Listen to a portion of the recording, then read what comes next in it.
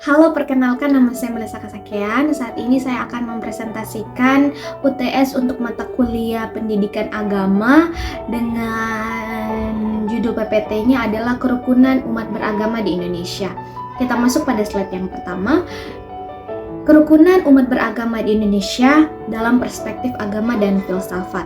Dalam konteks kekinian, kerukunan umat beragama di Indonesia menjadi semakin penting sebagai landasan untuk beragama yang harmonis. Perspektif agama dan filsafat menjadi kunci dalam memahami esensi kerukunan ini. Agama sebagai panduan moral dan nilai-nilai hidup mengajarkan kita untuk saling menghormati perbedaan keyakinan dan menjalankan tata cara beragama dengan damai. Filsafat dalam era modernisasi ini membantu kita mengeksplorasi kekayaan budaya dan tradisi serta menjadi alat kritis dalam menghadapi tantangan sosial. Sebagai masyarakat majemuk, Indonesia menghadapi dinamika yang kompleks dan kerukunan umat beragama menjadi kunci dalam menciptakan kehidupan beragama yang berkualitas. Filsafat membantu kita melihat bahwa perbedaan adalah keniscayaan dan dalam keberagaman itu terdapat kekayaan spiritual yang bisa memperkukuh identitas kita sebagai bangsa Indonesia yang modern. Melalui dialog antar agama, kita dapat memahami bahwa nilai-nilai kemanusiaan bersifat universal mempersatukan kita di tengah keberagaman keyakinan. Pentingnya kerukunan umat beragama juga mencerminkan semangat zaman yang lebih terbuka dan inklusif. Masyarakat yang lebih terlibat dalam dialog agama dan menerapkan prinsip-prinsip filsafat sebagai dasar kehidupan beragama dapat membangun suasana yang kondusif. Dengan kesadaran bahwa perbedaan adalah realitas yang tidak dapat dihindari, kita dapat menciptakan lingkungan yang menghargai kebebasan beragama dan menghasilkan harmoni sosial yang dinamis. Oleh karena itu, dalam merawat kerukunan beragama, penting untuk menggabungkan nilai-nilai agama dan filsafat dalam konteks kekinian untuk menjawab perubahan zaman dan menjaga keberlanjutan kehidupan beragama yang damai dan saling menghormati. Kita masuk pada slide yang kedua, latar belakang, perbedaan prinsip kaidah, pentingnya mengenali agama yang diyakini, dengan tujuan mempertegas identitas agama, memahami prinsip kaidah dan memperkuat keimanan. Perbedaan prinsip kaidah agama menciptakan landasan unik dalam setiap keyakinan, seperti semangat cinta kasih dalam kekristenan atau konsep tauhid dalam Islam. Mengetahui prinsip-prinsip ini penting agar setiap individu memahami akar nilai dan etika yang menjadi dasar kepercayaannya. Saat ini dalam era perkembangan zaman yang pesat, mengenali agama yang diyakini menjadi lebih signifikan. Hal ini bukan hanya sebagai identitas pribadi, tetapi juga sebagai cara untuk memahami dan menghormati perbedaan, mendorong terbentuknya masyarakat yang inklusif dan penuh toleransi. Dengan saling mengenal agama satu dengan agama yang lainnya, kita bisa menciptakan dialog yang lebih baik, memperkaya wawasan, dan membangun kerukunan di tengah keberagaman keyakinan. Ini adalah langkah yang relevan dan penting untuk menjawab dinamika zaman yang semakin kompleks. Kita masuk pada slide yang ketiga, filsafat di Indonesia. Peran filsafat membantu dalam menghadapi modernisasi, menggali kekayaan budaya, kritis terhadap ideologi, dan berpartisipasi secara kritis. Filsafat memiliki peran yang sangat penting di tengah modernisasi dan perkembangan zaman. Pertama, filsafat membantu kita dalam menyikapi perubahan zaman dengan memberikan metode berpikir kritis dan memahami dampak modernisasi terhadap nilai-nilai tradisional. Kedua, filsafat membantu menggali kekayaan budaya, mengenali akar budaya kita, dan menjadikannya sebagai modal membangun identitas di era kontemporer. Selain itu, filsafat juga berfungsi sebagai kritik terhadap ideologi.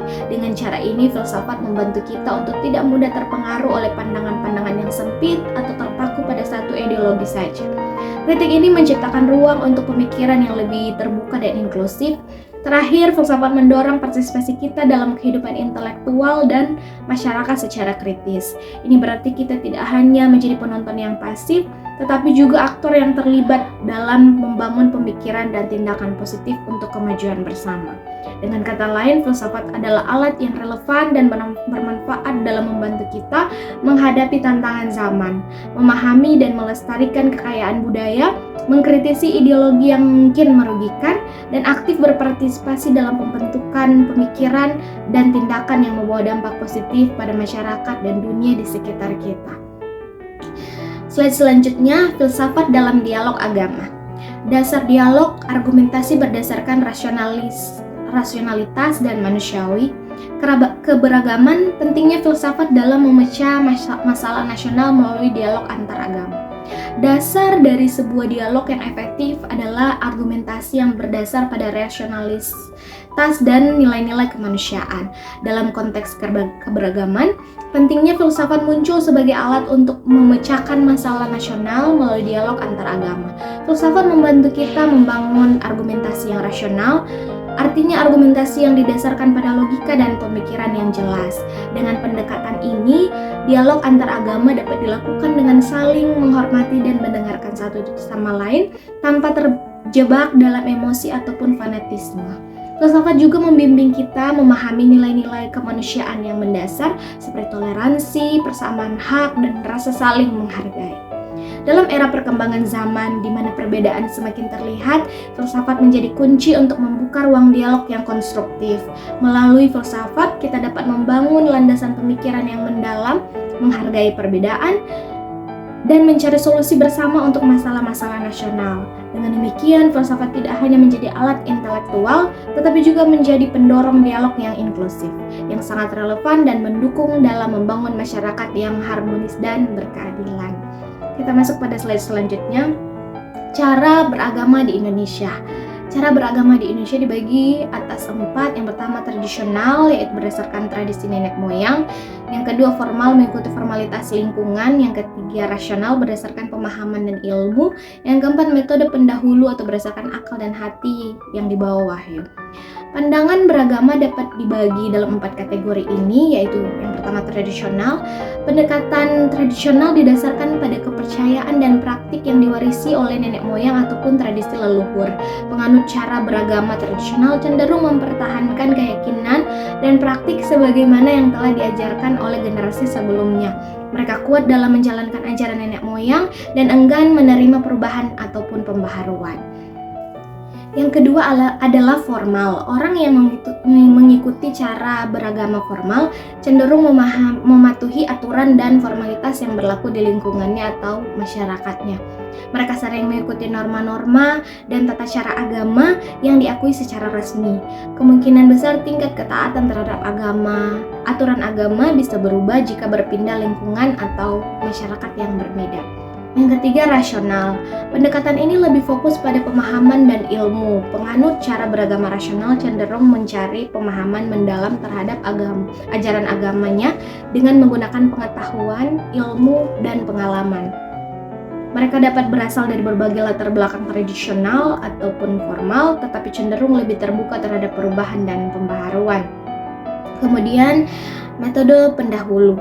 Cara beragama berdasarkan metode pendahulu menekankan akan akal dan hati di bawah wahyu. Mereka berusaha memahami ajaran agama dengan mendapatkan ilmu dari ahlinya dalam ilmu agama dan memegang teguh ajaran asli yang berasal dari wahyu. Pendekatan ini menekankan pencarian ilmu terlebih dahulu sebelum mengamalkan dan mendakwakan ajaran agama. Dalam perkembangan zaman, masyarakat cenderung lebih rasional dan terbuka terhadap pemahaman agama yang mendalam. Pendekatan rasional dan metode pendahulu lebih sesuai dengan semangat kekinian, di mana orang cenderung memahami pemahaman lebih mendalam dan terbuka terhadap perbedaan. Slide selanjutnya adalah fungsi agama dalam kehidupan. Yang pertama, sumber moral dan bimbingan, yaitu pedoman hidup dan nilai-nilai, tata cara hubungan, yaitu mengatur hubungan manusia dengan Tuhan dan sesama, serta identitas, memberikan identitas dan nilai-nilai kehidupan. Sumber moral dan bimbingan dalam agama bukan hanya sekedar pedoman hidup, tetapi juga kumpulan nilai-nilai yang membimbing perilaku kita sehari-hari. Ini mencakup ajaran tentang kebaikan, keadilan, dan kasih sayang, memberikan arah positif dalam kehidupan. Tata cara hubungan dalam agama tidak hanya menyangkut hubungan dengan Tuhan, melainkan juga bagaimana kita berinteraksi dengan sesama manusia. Agama mengajarkan norma-norma sosial, etika, dan tanggung jawab terhadap orang lain, menciptakan landasan hubungan yang harmonis dan beretika.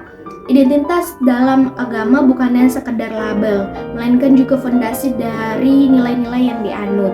Agama memberikan kita pandangan tentang siapa kita, apa yang kita anggap penting dan bagaimana kita seharusnya berperilaku. Ini menciptakan identitas pribadi dan kelompok yang kuat.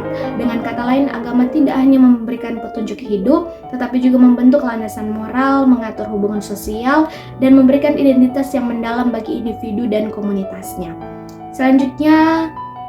Slide selanjutnya, prinsip kebebasan beragama. Yang pertama ada hak asasi manusia, yaitu kebebasan beragama sebagai hak negatif dan positif, serta perlindungan, melindungi dari paksaan dan diskriminasi beragama. Hak asasi manusia, terutama kebebasan beragama, dapat kita pahami dalam dua dimensi, yaitu hak negatif dan hak positif. Hak negatif yaitu kebebasan beragama sebagai hak negatif berarti bahwa setiap individu memiliki hak untuk tidak dipaksa ataupun diintervensi oleh pihak lain dalam menjalankan keyakinan agamanya. Artinya seseorang bebas memilih, mengubah, atau tidak memiliki agama tanpa adanya tekanan dari pihak lain atau negara. Hak positif, kebebasan beragama sebagai hak positif menunjukkan bahwa individu juga memiliki hak untuk diakui, dihormati, dan dilindungi dalam menjalankan keyakinan agamanya. Ini mencakup hak untuk beribadah, mempraktikkan ajaran agama, dan tidak mengalami diskriminasi atau tekanan dari pihak lain. Perlindungan terhadap kebebasan beragama memiliki peran penting dalam melindungi individu dari paksaan dan diskriminasi beragama. Negara dan masyarakat diharapkan memberikan jaminan bahwa setiap orang dapat menjalankan keyakinan agamanya tanpa takut ataupun terancam, serta memastikan bahwa hak-hak tersebut dihormati dan dilindungi secara adil. Dengan demikian, hak asasi manusia dalam konteks kebebasan beragama tidak hanya menekankan kebebasan dari campur tangan, tetapi juga menuntut pengakuan, perlindungan, dan penghargaan terhadap keberagaman keyakinan agama setiap individu. Kemudian slide selanjutnya kita masuk pada slide upaya pemeliharaan kerukunan. Upaya pemeliharaan kerukunan dibagi atas yang pertama pemberdayaan masyarakat, itu mendorong partisipasi aktif dalam menyelesaikan masalah. Rambu-rambu itu memberikan panduan pengelolaan kerukunan umat. Yang terakhir penguatan landasan, yaitu menguatkan aturan dan etika bersama. Pemberdayaan masyarakat adalah upaya untuk mendorong warga agar terlibat secara aktif dalam menyelesaikan masalah yang dihadapi oleh komunitasnya. Ini memberikan pengetahuan, keterampilan, dan dukungan agar masyarakat dapat berperan serta secara aktif dalam perbaikan kondisi sosial mereka. Rambu-rambu adalah petunjuk atau pedoman yang memberikan arah dalam pengelolaan kerukunan umat. Ini mencakup aturan-aturan atau etika bersama yang membimbing perilaku masyarakat dalam menciptakan hubungan yang harmonis. Rambu-rambu ini bertujuan untuk menciptakan tata tertib yang menguntungkan semua anggota masyarakat. Penguatan landasan mencakup peneguhan aturan dan etika bersama sebagai dasar dalam mencapai kerukunan. Ini melibatkan upaya untuk memperkuat nilai-nilai moral dan norma-norma yang menjadi landasan komunitas. Dengan adanya aturan yang jelas dan etika yang kuat, diharapkan masyarakat untuk hidup dalam kerukunan yang lebih baik. Dengan menggabungkan pemberdayaan masyarakat, pemberian rambu-rambu yang jelas, dan penguatan landasan nilai bersama, diharapkan masyarakat dapat lebih aktif, terorganisir, dan berlandaskan pada prinsip-prinsip yang memperkuat kerukunan dalam kehidupan sehari-hari. Kita masuk pada slide kesimpulan. Yang pertama itu pentingnya kerukunan sebagai jembatan sosial untuk hidup bersama dalam keberagaman. Aksi bersama, peran aktif masyarakat, pemuka agama, dan pemerintah dalam menjaga kerukunan. Kerukunan memiliki peran krusial sebagai jembatan sosial yang memungkinkan kita hidup dalam keberagaman. Dalam kehidupan sehari-hari, kerukunan menciptakan hubungan yang harmonis di antara kita, menjembatani perbedaan, dan membangun kebersamaan yang kuat. Dengan menjaga kerukunan, kita membuka pintu untuk merayakan keberagaman sebagai kekuatan, bukan sebagai pemisah. Menjaga kerukunan bukanlah tanggung jawab satu pihak, melainkan aksi bersama dari seluruh elemen masyarakat. Peran aktif masyarakat, pemuka agama, dan pemerintah akan sangat penting dalam menciptakan lingkungan yang mendukung kerukunan. Dengan bersatu tangan, kita dapat mengatasi tantangan, membangun pemahaman, dan memelihara kehidupan beragama yang damai dan sejahtera. Dengan demikian, kerukunan bukan hanya keinginan, tetapi suatu kebutuhan untuk mencapai masyarakat yang aman, damai, dan bersatu. Mari kita bersama-sama menjaga kerukunan antar umat beragama sebagai fondasi bagi kemajuan dan kebahagiaan bersama bangsa Indonesia. Demikian presentasi yang saya sampaikan. Semoga apa yang saya sampaikan dapat dimengerti dan dipahami dan kemudian boleh diberlakukan dalam kehidupan sehari-hari sehingga keberagaman antar umat beragama tetap dijaga dan saling menghargai perbedaan yang ada sehingga tercipta kerukunan antar umat beragama di Indonesia. Sekali lagi terima kasih dan sampai jumpa.